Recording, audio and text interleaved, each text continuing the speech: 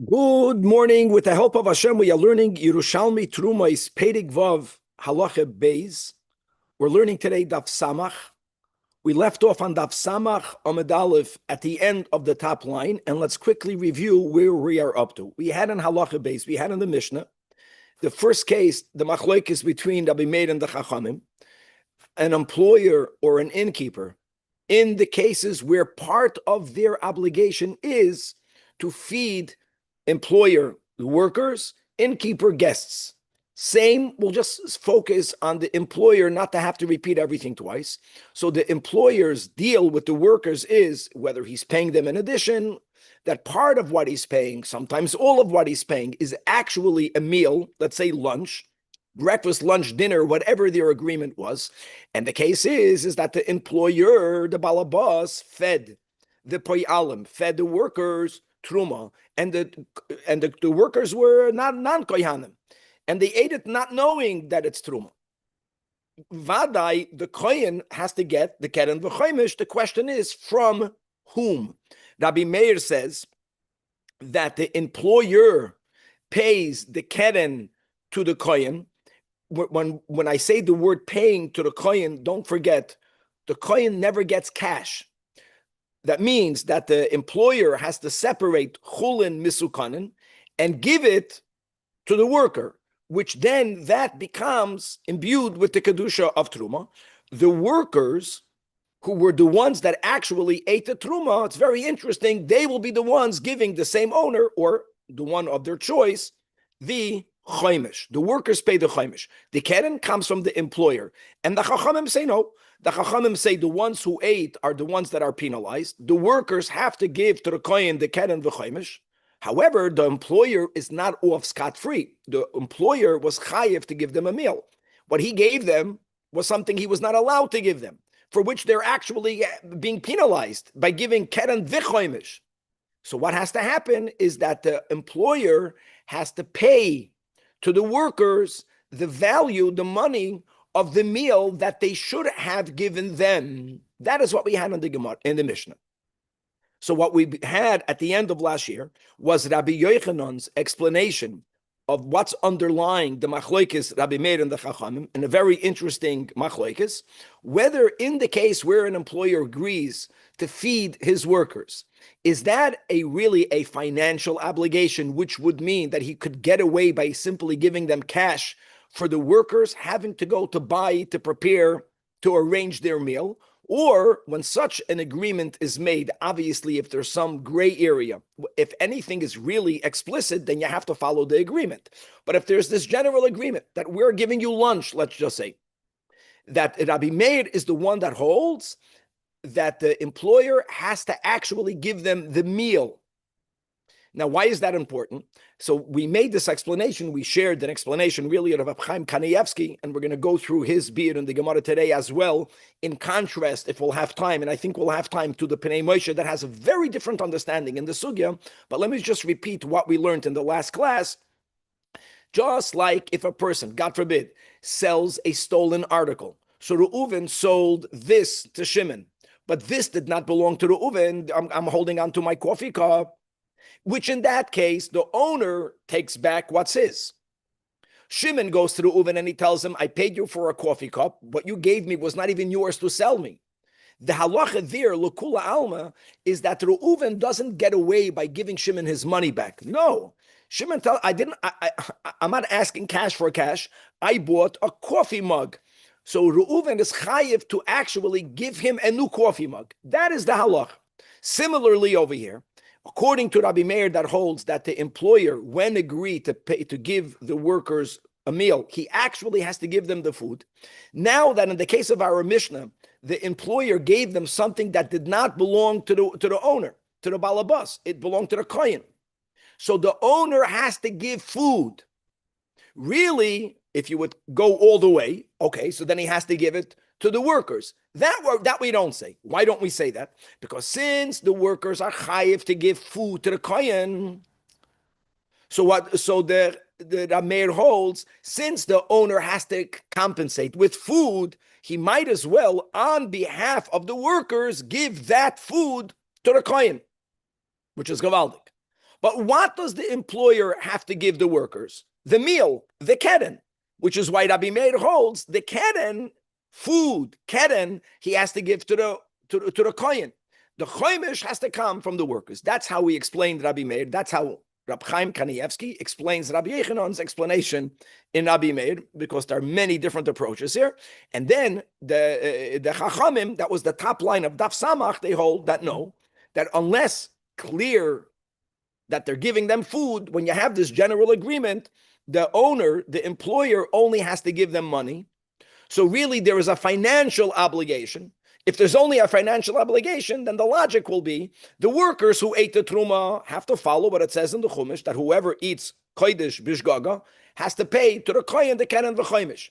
But the owner is chayiv to give them the value of lunch, which he didn't.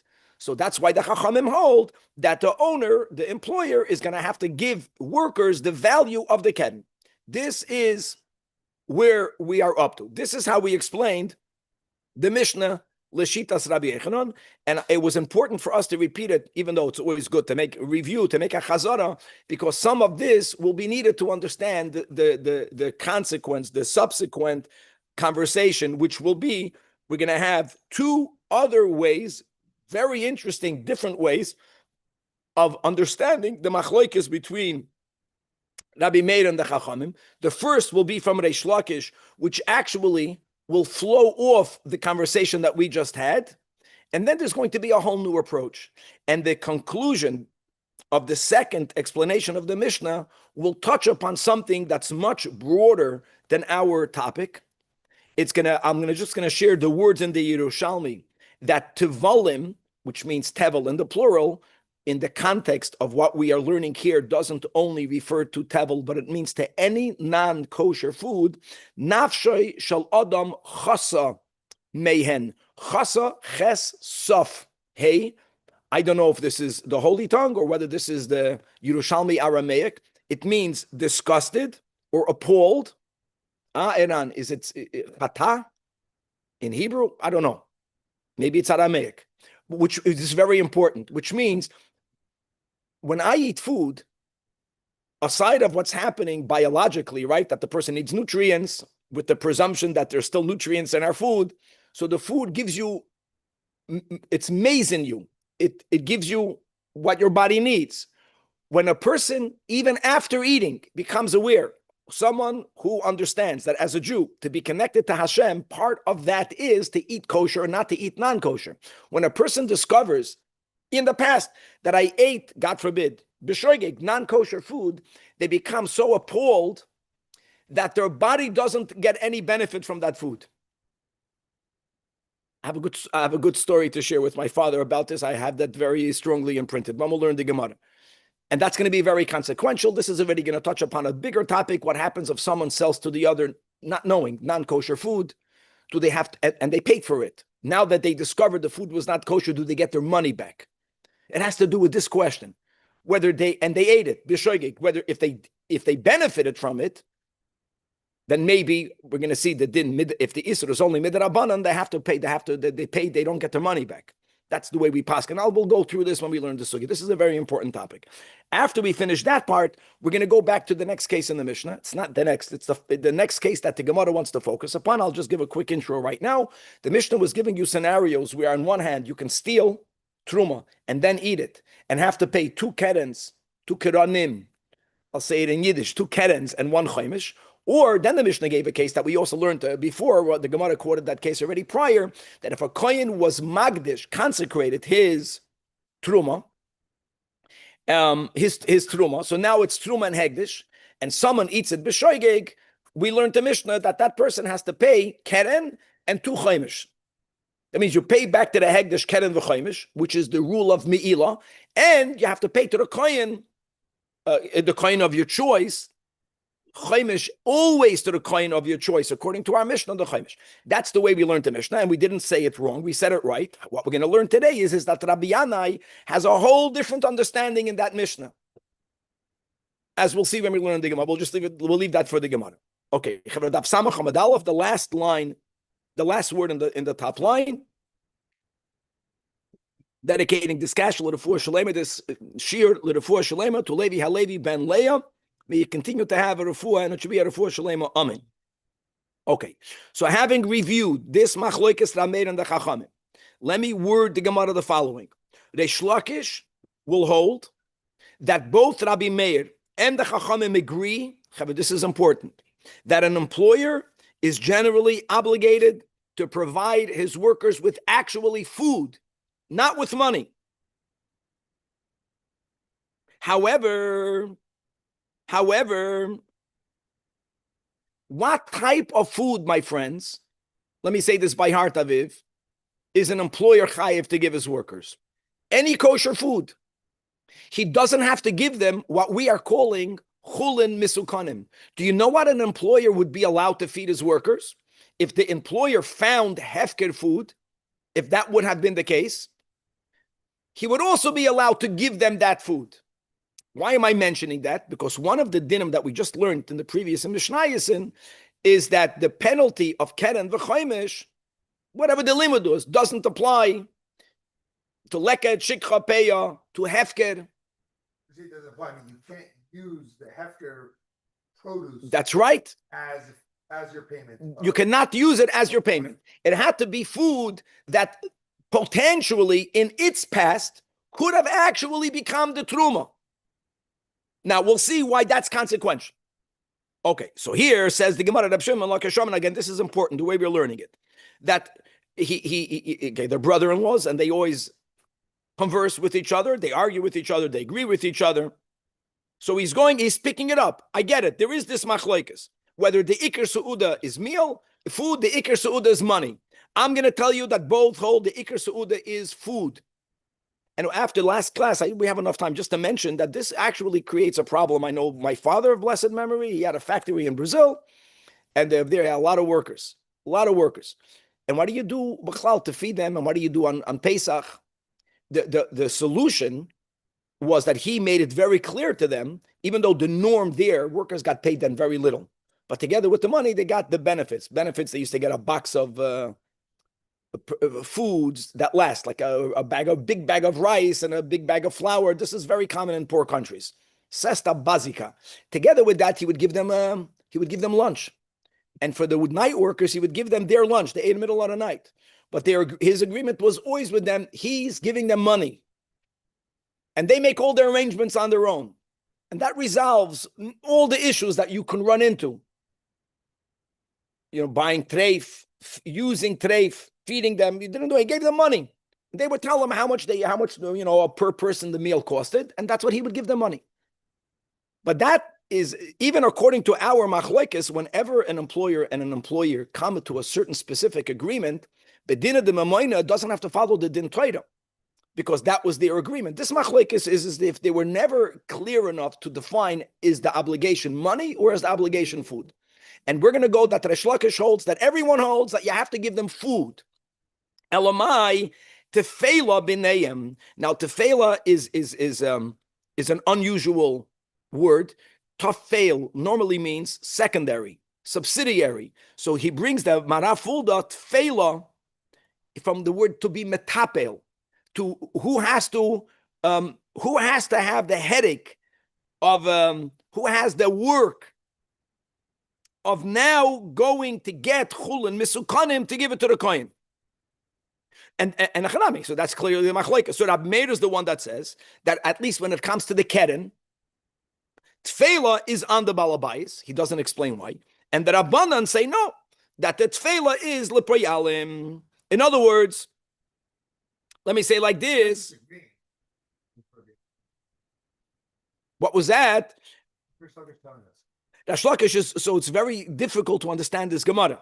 Exactly. So I'm just learning it. There's a Perush of Reb Chaim Kanievsky that you have to have a Ois V'Hada Gemara to have it with you. And he explains the following over there.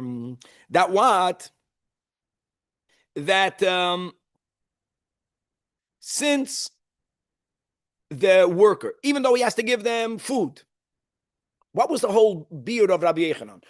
The way we explained it. Since he has to give them food, that was step number one. In our case, he won't give it to the workers. Why won't he give it to the workers? Because the workers have to give food to the kohen. So he gives it on behalf of the workers.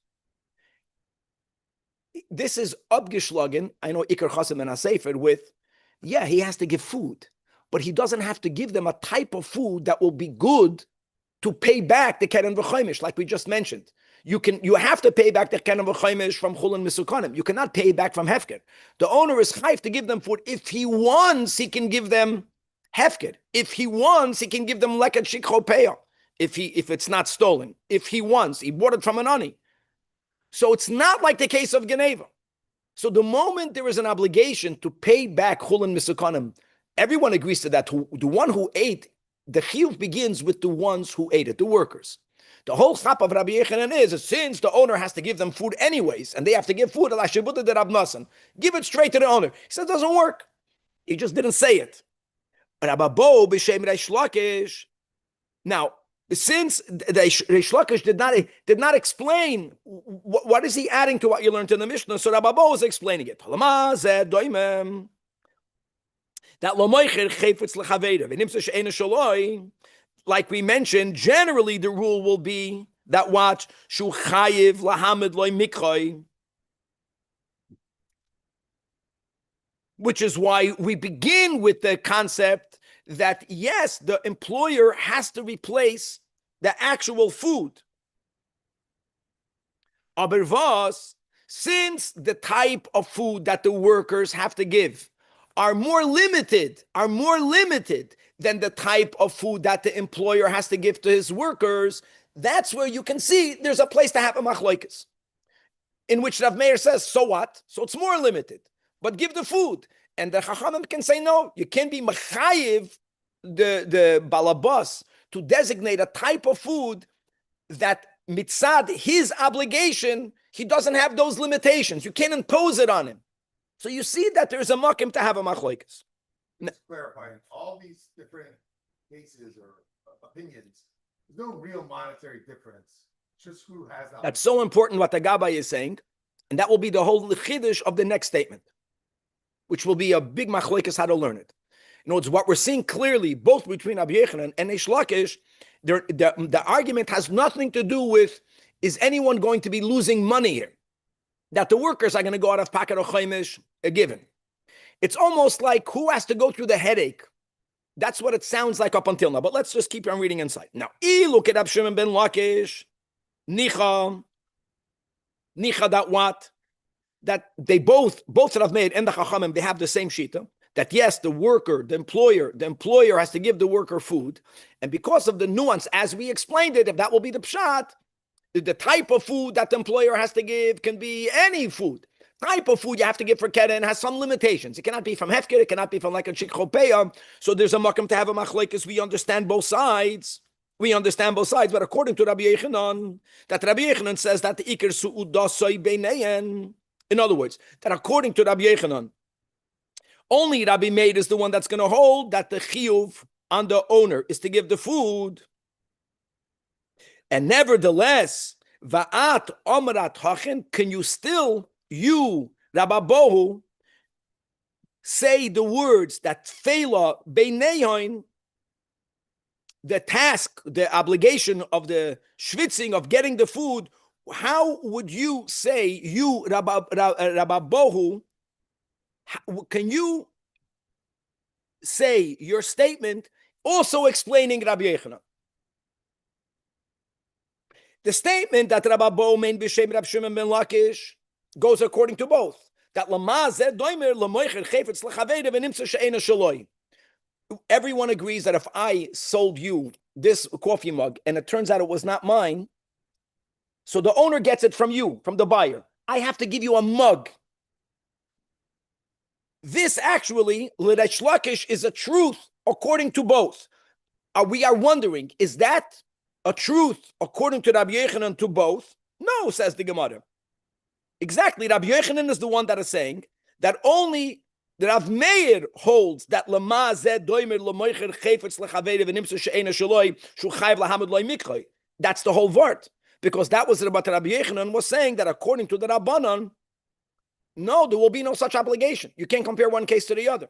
When I sell you a stolen article, I have to replace the article.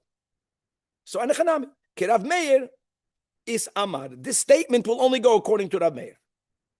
Okay. If that's the way we're going to learn the Gemara. I know there are many other ways, but let's move on. Now it's going to come the final approach, the third approach. It's interesting that Rabbi before, who gave more words to Rab Shlakish, he was the one that brought the third approach. And now the third approach will be is that there is a financial difference between them. Now we're going to learn the Gemara two very different ways. I'm going to learn the Gemara first according to the Pnei Moshe. And then we're going to, again, since whoever's using the art scroll, there's difficulties with every single explanation. He Bechlal doesn't bring the Pnei Moshe, so we're going to also say what he brought b'shem Rab Chaim Kanievsky. So let's go. Rabbi b'shem Rabbi Yosef ben Chanina. Shevach su'uda b'neihem. Shevach su'uda means, let me say like this. Don't forget, my friends, that Truma is worth less than Chulin. When the employer accidentally gave them Truma to eat, what he gave them had less value from that which has to be paid back to the kohen, because the payment back to the kohen has to come from chulin misukanim, and when you monetize truma versus chulin misukanim, truma is less valuable. Okay, we all know that. So what does that have to do with this? So let's begin to read the Pnei Moshe. Shvach su'uda b'neim. It's 3 lines before the bottom of the Amid. First, ma she'uda schulin he yoyser yafa. That what? Dil Rav Meir, my friends, the beginning of the second to last line in the Amid, who says that what? That Mishalem Habalabais Hakeren, he has a whole different understanding. I'm speaking the way the Pnei Moshe.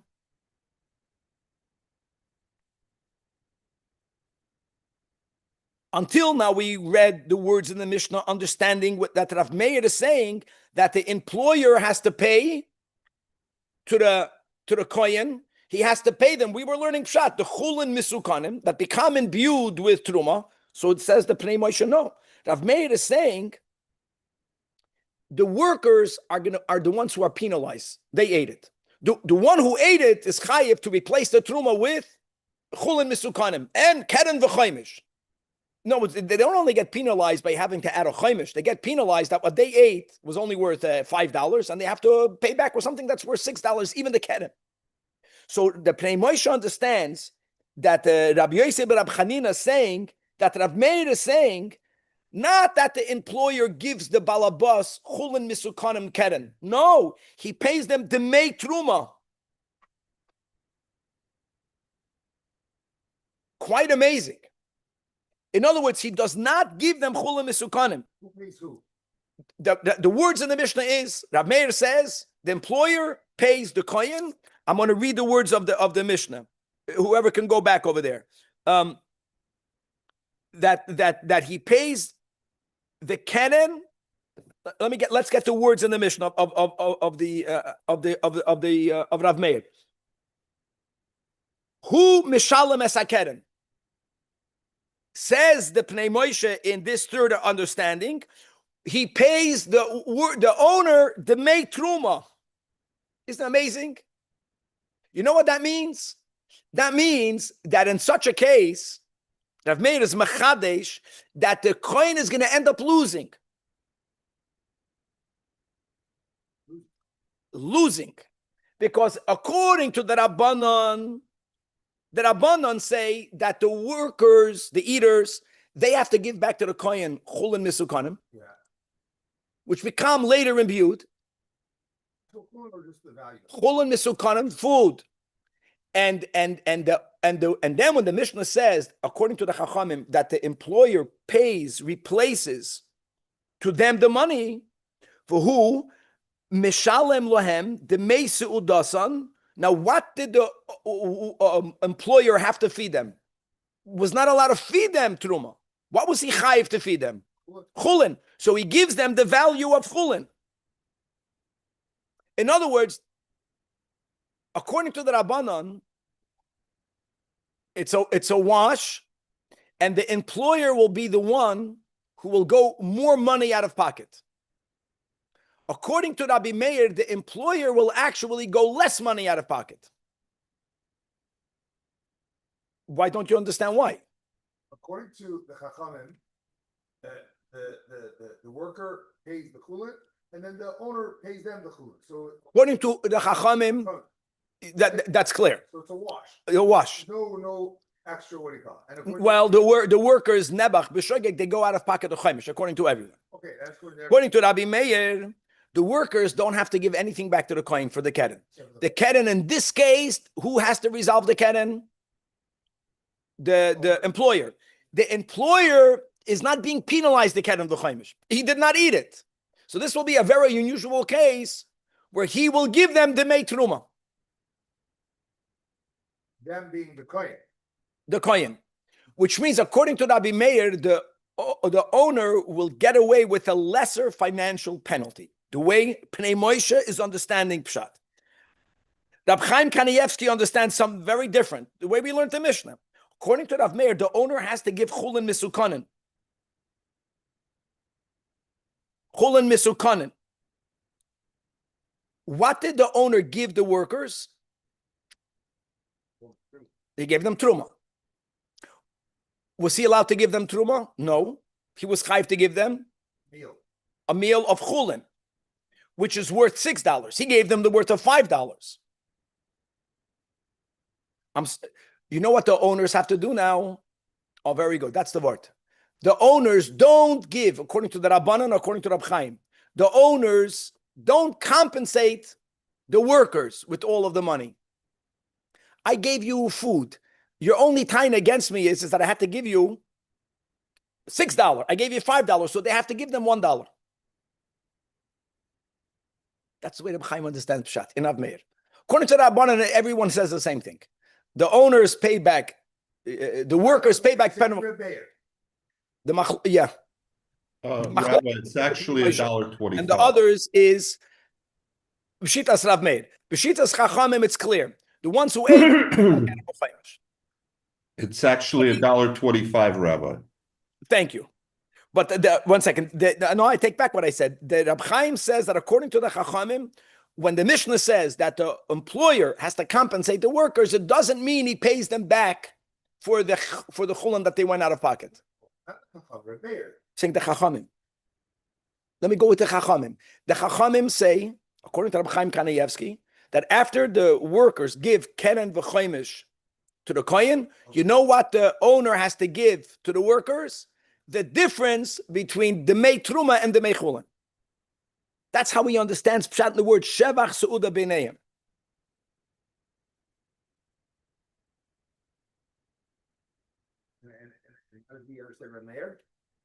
And he understands Rabbi Meir that the owner has to give the food back to the Kohen, the way we understood Rabbi Meir.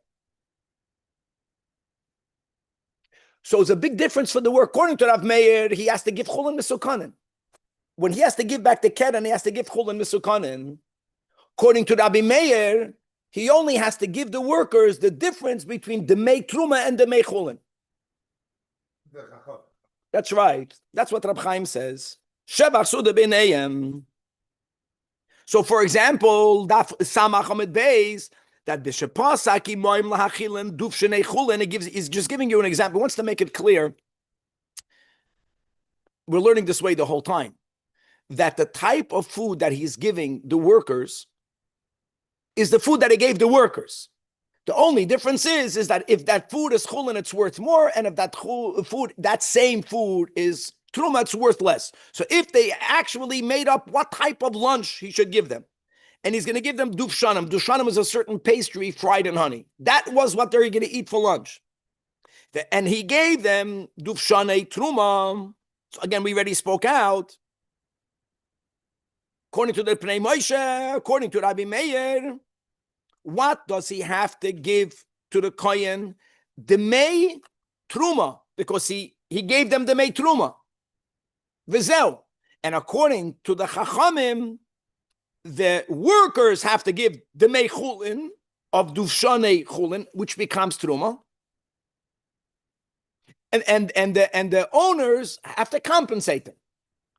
But no, not according to the Pnei Moshe, doesn't say that. Okay. Now, the Gemara is going to want to understand. Let's go with the Pshat of Rab Chaim Kanievsky, B'shitas Rabbi Meir, which is the owner is the one that has to pay the Kohen the keren. Why does the owner have to pay the coin the keren? Why? It's a big kasha.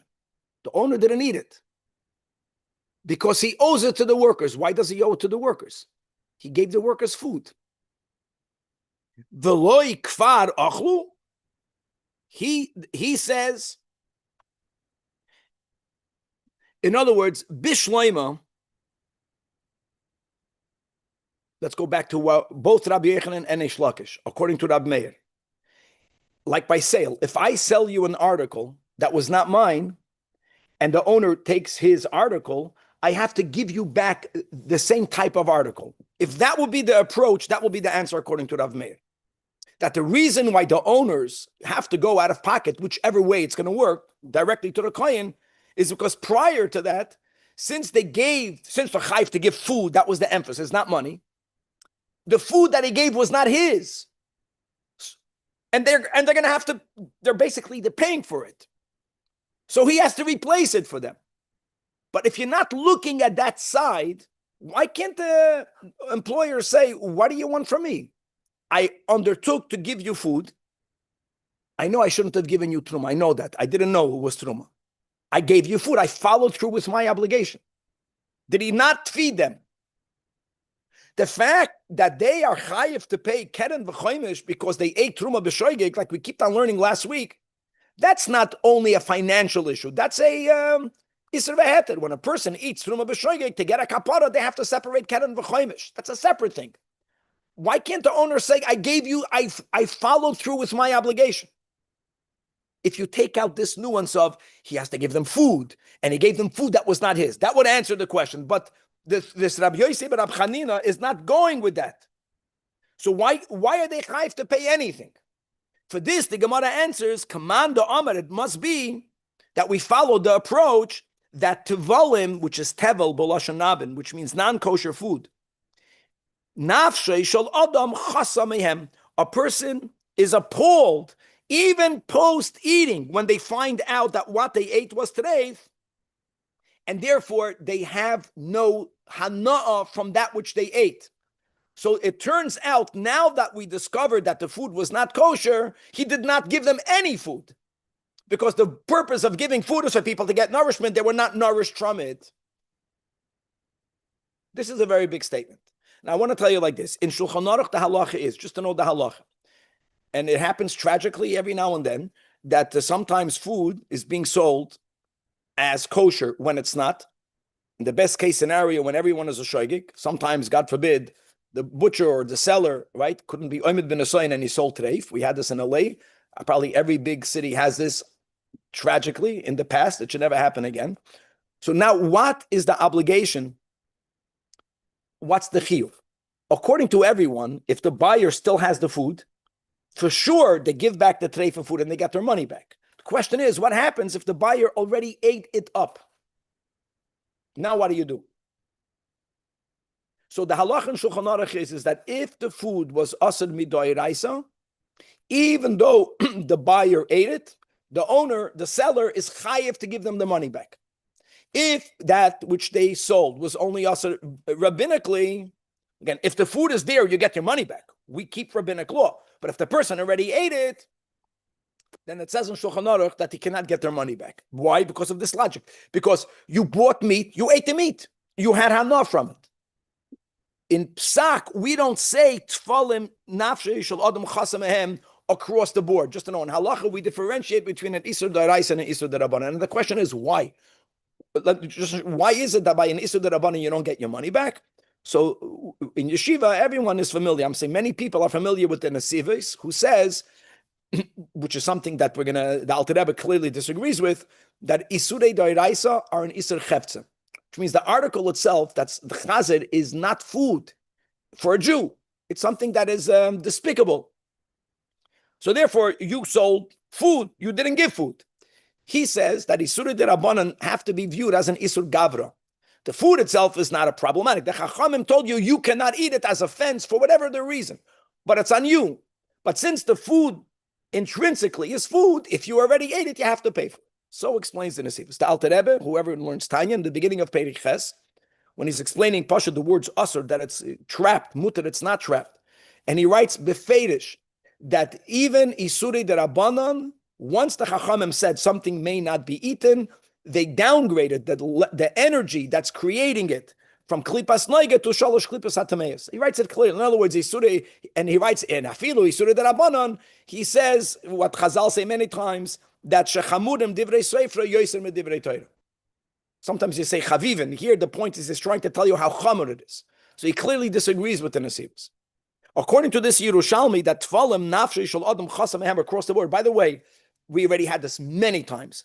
According to many opinions, the whole obligation of truma was already midrabanan when the Yerushalmi was written, even in the Holy Land.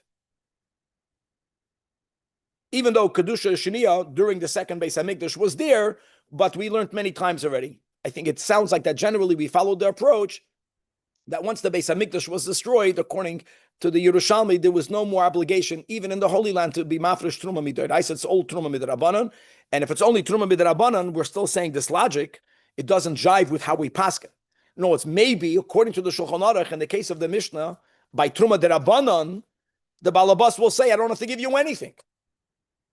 I didn't know that I gave you truma. It was a terrible thing that I did. I didn't know. I obligated myself to give you food. You ate. You were full. I fulfilled my obligation. That you have to pay keren v'chomish, that's not financial restitution. That's because the Torah says that's your tikkun for eating truma b'shoigig. The employer says, I did not eat truma b'shoigig. Why not? Midrabanan. Yeah. Okay, let's leave it at that. I remember during the times, I know that now what I'm saying now doesn't stand. But when there was a whole question regarding tuna fish, whether it has to be Bishul Yisrael, I'm making a statement just theoretically, but not paskening dinim, that many opinions say that since the sushi world, the raw fish world, it became very common and it's here to stay. And I eat them almost every Friday night, raw tuna. And according to that, lav dafka tuna has to be Bishul Yisrael. But let's go when it needed to be Bishul Yisrael.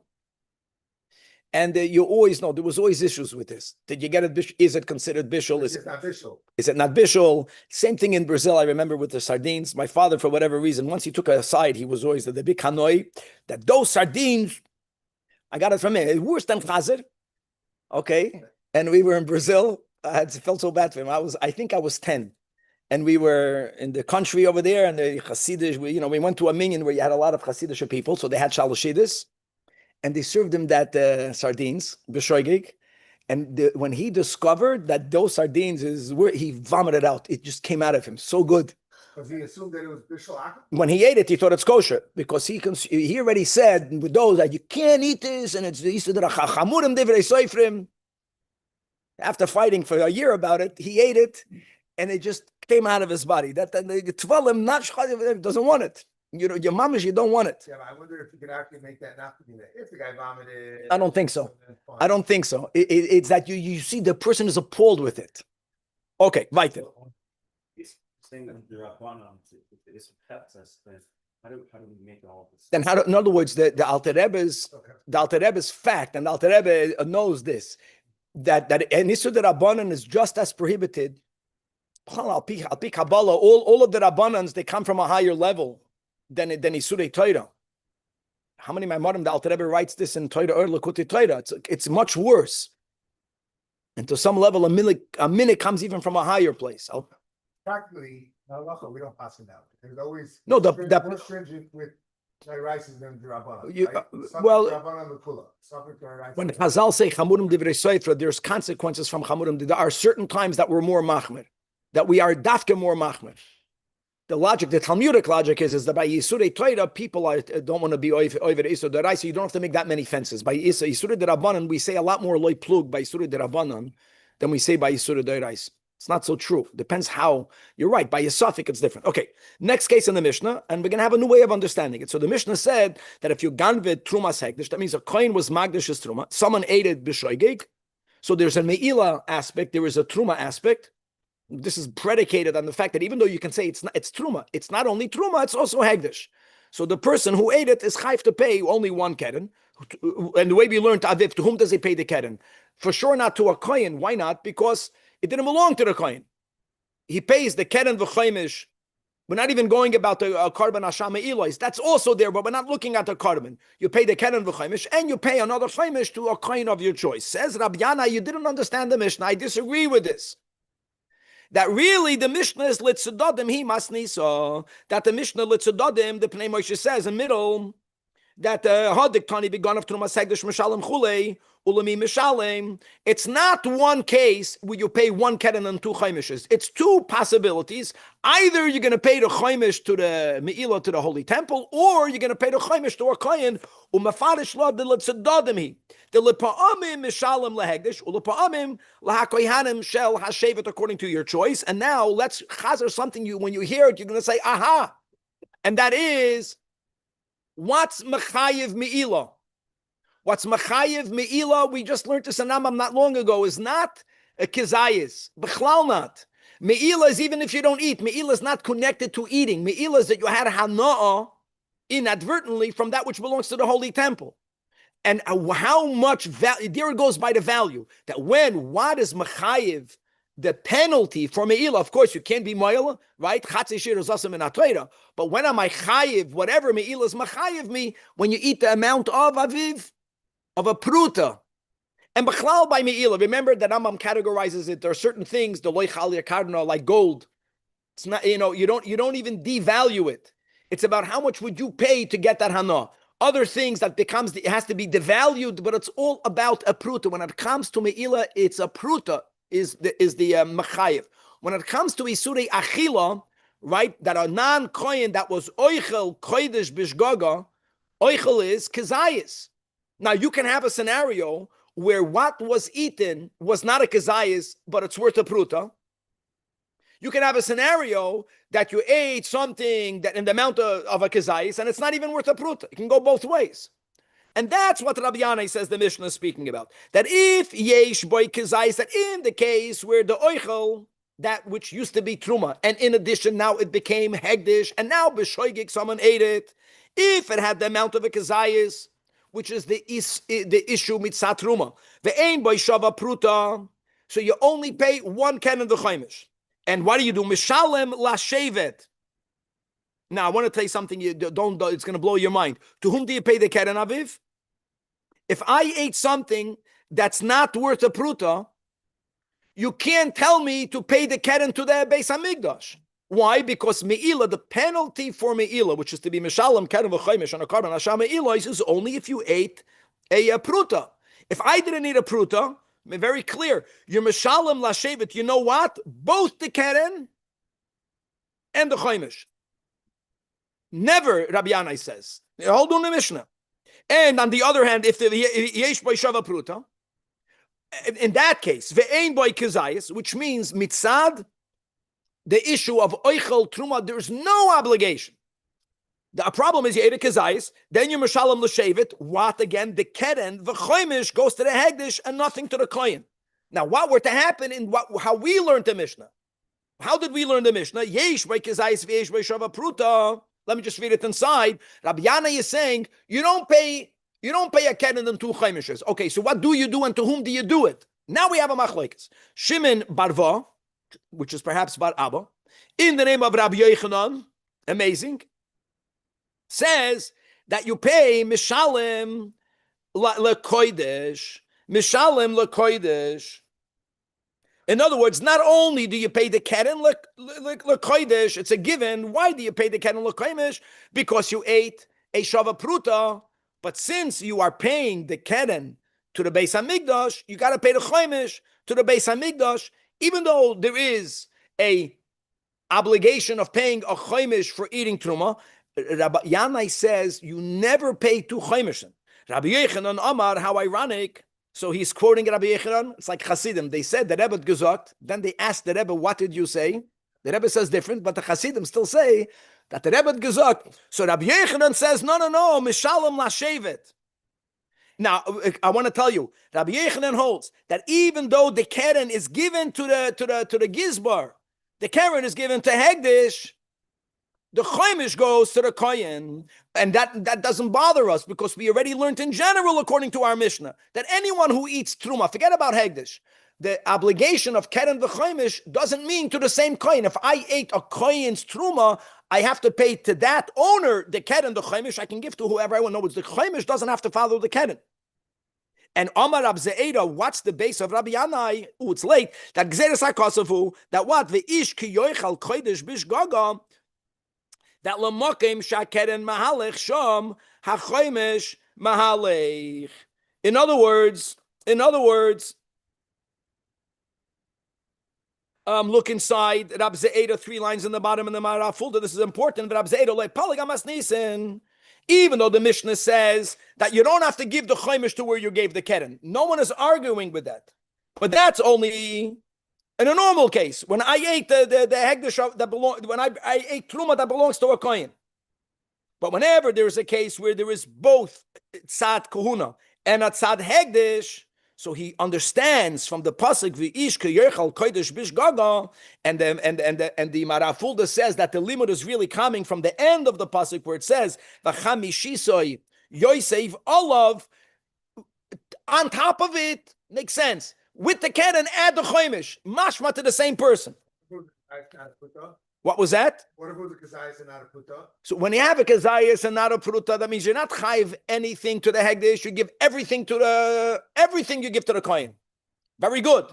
And now just we'll leave the top samachalav and mati will go down. Kahana says the way we learned the Mishnah. No, that's not the Mishnah. The way we learned the Mishnah. That what? That mishalav shnei chumshin. That if a person eats truma that became hegdish and it has the worth of a pruta and he ate a kazayas. No, that's the Mishnah that you pay 2 chaimishin, 1 keren, to whom? To the Beis HaMikdash, and 2 chaimishin, chaimish l'shevet, the chaimish l'hegdish will stop over here.